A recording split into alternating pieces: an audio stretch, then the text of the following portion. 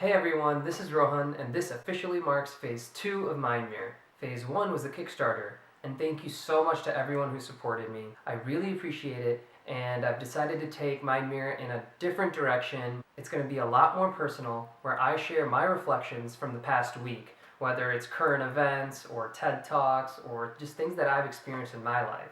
I've always told you that self-reflection has played a big part of my upbringing, and it's changed me and my view of the world. So I thought, why not just share a lot more with you guys on a weekly basis? And so let's give it up for Phase 2 and let's go. So this week I've had a total of 4 different reflections, and I think you guys are going to enjoy them. So this past week I was talking to my senior resident at the hospital, and all medical students have to take a practical exam. For MD students, it's the Step 2 CS, and for DO students, it's called the COMLEX PE. For those of you who don't know what that is, it's the simulated doctor-patient exam that you have to go through where they assess your practical skills, your interviewing skills, whether you're asking the right questions, if you're doing the physical exam properly. You have to travel quite far to actually take that exam. So the resident and I were talking, and he said that there was this whole pushback from medical students of why we even have to take this, because it's not like we don't know our physical exam skills. And so I said, then why didn't they get rid of it? And he said there was actually a time where current med students had to sign a petition whether they wanted to get rid of it or not.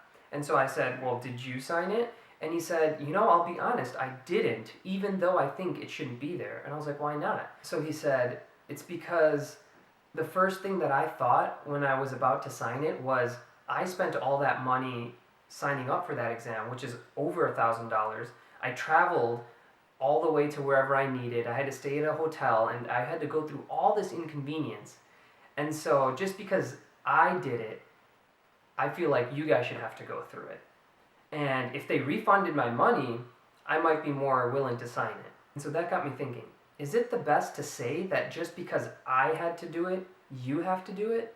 And if you want to change a culture of a workplace for education or politics or any problem for that matter, is it acceptable to say that just because I did it, you have to do it? And so that got me thinking that if we want to be progressive, if we want to create change and clear up our systems from these things that don't really make sense to us, is that mentality the best way to go? And I'm not saying there's a right or wrong answer, but it gets me thinking that there are a lot of things that we may not like about our workplace or our school or just how a system is set up. And just because we have suffered, is it okay to let others suffer and not change the system?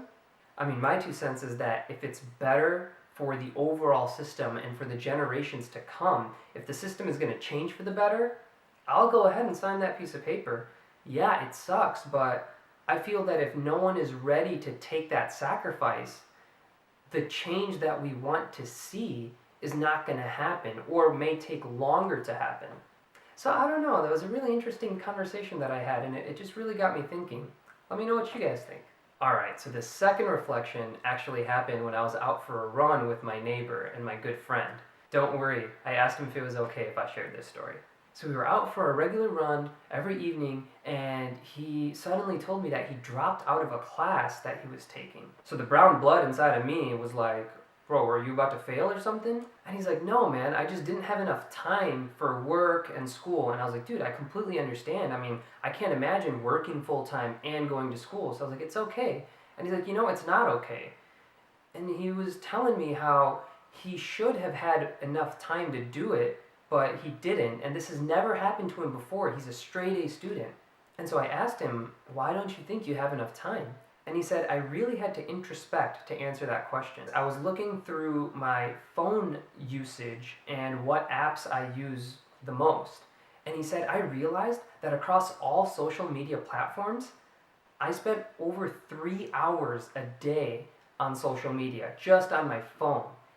And he said he didn't even realize he used social media that much. He said he would use it in the bathroom, at red lights. Scratch that, just kidding. But the point is that he used social media a lot more than he thought, and he realized that it was 3 hours of his day that was being wasted or spent on social media. So what he did was he put a limit on those social media apps to only 45 minutes a day. This way, after he reached his 45 minutes, he couldn't use his phone at night before bed, or he didn't use it as much when he woke up in the morning. And he's like, I feel so much better. I get so much more done. And I was like, way to go, man. This is awesome. And so then I started thinking, I was like, how much do I use my social media apps without even knowing it? And so I checked my usage and it wasn't that bad. But one thing I did realize was a lot of times when I was using my phone, I'd be reading the Google News feed and then I would close out of it and then immediately reopen it again just on autopilot. So it was this constant robotic instinct that I have to check the news again and again and refresh the page even though there's no new news. And so I've been working on that all week. And trust me, it's helped out a lot. You should give it a try. Alrighty, now for reflection number 3. So this past week, the students and the residents had a teaching session about privilege. And at first I was like, oh man, they're going to tell us about stuff that we've already heard. But it actually ended up being a pretty transformative experience for me. So they listed some social identity categories and then broke them up into whether they were disadvantaged, border, or privileged social groups. And so I'm sitting there circling the ones that are related to me. By the way, I didn't make these social identity groups or categorize them in this way, so I hope no one gets offended, but just bear with me here. So I circled the ones that related to me, and then we were told to plot them on a circle, like you see here. So for each line of the circle was one social identity group. And then if you were in the privileged group, you would put a dot at the outside border of that line of the circle.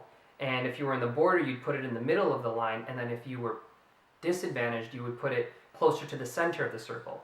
And then you connect the dots of all of those categories. And so then they told us that pretend that that circle, whatever your circle looks like, is a bicycle wheel. That is your bicycle wheel. And I was like, wow, not going to get far because that's how mine looked. And so they said that not many people's is a perfect circle. So how far do you think you're going to go if you're on a bike with that shaped wheel? And that's when it hit me. You know, there's so many people who are pedaling as hard as they can, working as hard as they can. And other people may be more disadvantaged or more privileged who will go faster or slower than you. But everyone's working hard to achieve that dream that they have. And so it's not okay to just tell someone, oh, you just need to work harder. Because there may be other factors in their life that may influence how far they are reaching in life. So at the end of this whole session, they concluded that nothing helps more when the privileged stand up for the disadvantaged. Nothing helps more when the men respect and speak up for women. Nothing helps more when these privileged groups in America can stand up to fight racism, sexism, heterosexuality and homosexuality, and so many other barriers that exist between us. And it was just really interesting to think about that we should all be more culturally aware. And when we see something that shouldn't happen, we should stand up for that. Only then will those differences in between us and people that are different from us decrease. And so that was a really cool experience. So I really encourage you to try this at home and share this experience with a family member or a friend. And I think it will help us all bring more equality in the world. Alrighty, now on to number 4 and the last one for this week. So this week I saw a TED Talk called Why We Have an Emotional Connection to Robots by Kate Darling. And if you haven't seen it already, check it out. Just click on the link in the description. So I'm not going to summarize the whole TED Talk, but she was basically talking about how when robots are shaped like living things or things that we can interact with or that are autonomous, we develop empathy for them. And it's not that robots will ever have empathy. I mean, they could. But it's that we develop this emotional connection to a non-living thing like a robot just when it's in the shape of something like, let's say, a dog. And of course, when she was talking about this, the first thing that came to mind was, wow, we can have emotional connections to robots, but not other people? But she did mention that part, and that wasn't the point that she was trying to make in the TED Talk. But that really made me think that we're always trying to find an emotional connection to something. And sometimes the hardest things to build a strong emotional connection to are other people. And I'm not talking about family or friends, I'm talking about strangers. It's so much harder to have a connection with another human being that we don't know because we're afraid subconsciously that they might be different from us, that we might not agree with them, or that we are different from them, or we come from different backgrounds. Now, I'm not saying we can't have an emotional connection, but take this for example. So I was at the hospital the other day walking down the hall, and there was a lady walking a dog, and the dog was an emotional support animal.